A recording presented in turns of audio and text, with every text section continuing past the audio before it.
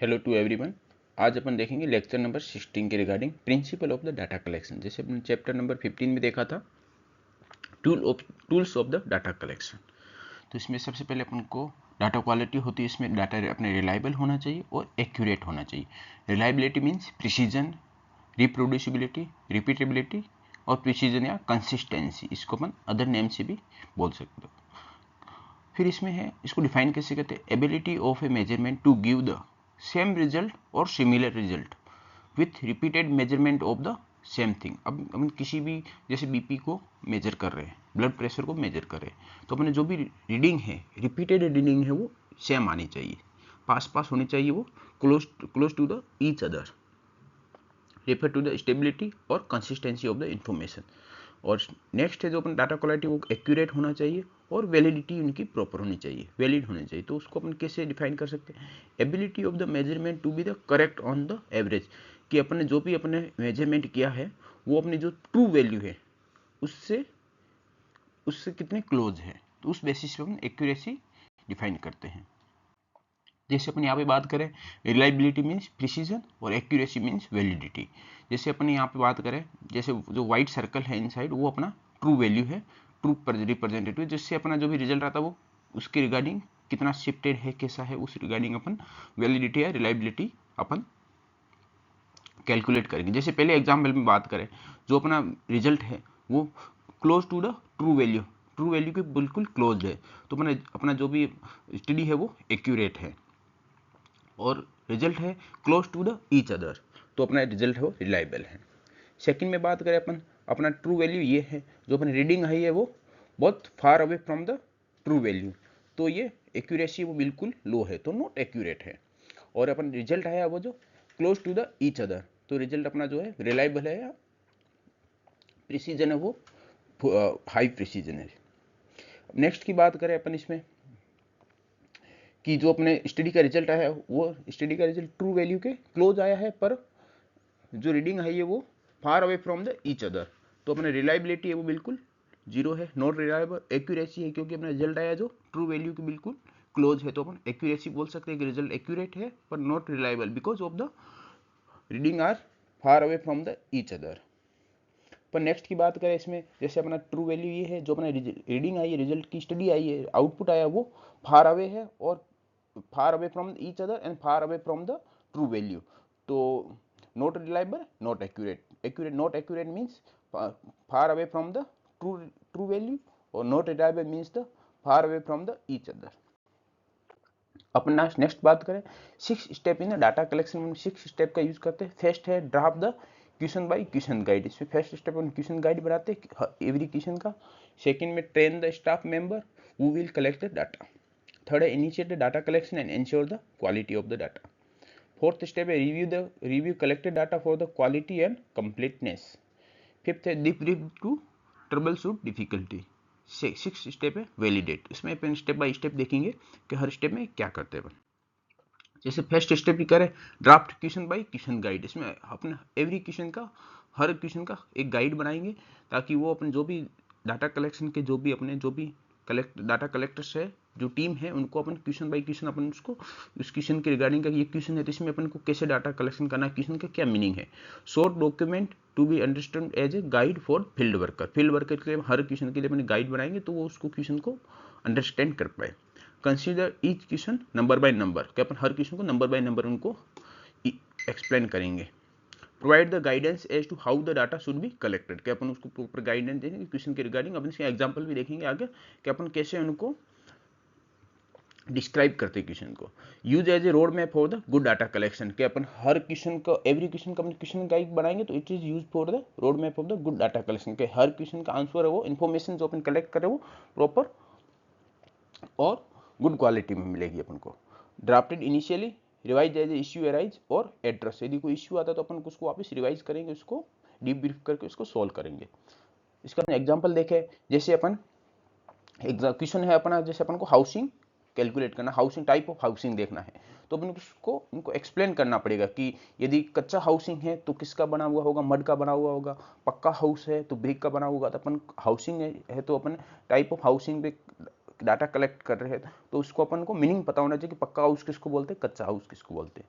अब क्वेश्चन है house hold income question है, तो उसके रिगार्डिंग अपन को क्वेश्चन गाइड बना के उनको एक्सप्लेन करना पड़े। हाउस होल्ड इनकम मीन्स जितने मेंबर है उनका टोटल इनकम को कैलकुलेट करना है। जैसे identify all the person with the financial income in the household, estimate the each source of income and sum up to generate the household income, के जो जितने भी मेंबर है उनका टोटल इनकम को अपन हाउस होल्ड इनकम बोलेंगे। या कोई ऐसा नहीं कि कोई भी यदि फैमिली का एक मेंबर का इनकम ले लिया उसको हाउस होल्ड इनकम अपन नहीं बोल सकते। तो इस रिगार्डिंग अपन उनको एक्सप्लेन करते हैं। तो क्वेश्चन गाइड बना के, एवरी क्वेश्चन का क्वेश्चन गाइड बना के अपन उनको, जो भी टीम होती है उनको। सेकेंड स्टेप है train the staff who will collect data. इसमें अपन कैसे कर सकते हैं, जो भी अपने स्टाफ है उसको गुड और एक्सपीरियंस इन्वेस्टिगेटर होने चाहिए जो प्रॉपरली डाटा, जो भी डाटा कलेक्शन करे उसमें क्वालिटी मेंटेन करे। प्रेजेंट द स्टडी एंट्री, जो ऑब्जेक्टिव, जो भी अपने स्लाइड प्रेजेंटेशन करेंगे अपन स्टडी और स्टडी ऑब्जेक्टिव को अपन जो भी डाटा कलेक्टर जो भी टीम है उसको, फिर distribute the question by question, walk people through the question by question, list task to be connected and answer the question, और simulate the interview within the team. Case में क्या करेंगे अपन, हर क्वेश्चन को question देंगे, हर किसी member को question देंगे और दूसरे स्टाफ मेंबर का क्वेश्चन लेके उसको क्वेश्चन पूछा है उसको आंसर कलेक्ट करें। तो अपन इस वे में टीम मेंबर के बीच में अपन क्वेश्चनियर डिस्ट्रीब्यूट करेंगे और एक दूसरे से क्वेश्चन पूछेंगे और आंसर कलेक्ट करेंगे। तो क्या एक दूसरे को एक क्वेश्चन है उसका आंसर एक्सप्लेन कर पा रहे नहीं कर पा रहा है, और जो क्वेश्चन पूछ रहा है वो क्वेश्चन को प्रॉपर तरीके से एक्सप्लेन कर पा रहा है नहीं कर पा रहा है। फिर अपन है initiate the data collection, ensure the quality. इसमें अपन क्या करेंगे, pilot study on the site, do pilot on site interview under the supervision, के notes issue that may be come up, resolve them as a group, continue until the procedure is clear to everyone. इसमें अपन pilot study करेंगे जिसमें अपन supervision होगा, वो supervisor होगा जो study का जो मेन हेड है, जो स्टडी कर रहा है उसका हेड, उसके सुपरविजन में अपन पायलट स्टडी करेंगे। उसमें क्वेश्चन पूछेंगे और कुछ भी उसमें से यदि प्रॉब्लम आ रही है तो उसको अपन रिजोल्व करेंगे, फिर अपन मेन स्टडी को स्टार्ट करेंगे। Plan data collection process with the supervisor और इन्वेस्टिगेटर। इसमें क्या अपन तीन हायरार्की बनती है। एक तो जो मेन सुपरवाइजर है कि मेन जो डाटा प्रिंसिपल इन्वेस्टिगेटर है जो स्टडी कर रहा है, फिर अपन एक टीम बनेगी जो अपन इन्वेस्टिगेटर टीम बनेगी। इसमें अपन इन्वेस्टिगेटर टीम में अपन एक मेंबर को सेलेक्ट करके उसको अपन सुपरवाइजर बना देंगे जो टीम को सुपरवाइज करेगा, और उससे ऊपर हो गया प्रिंसिपल इन्वेस्टिगेटर। तो तीन हायरार्की बन जाती है पूरी टीम की।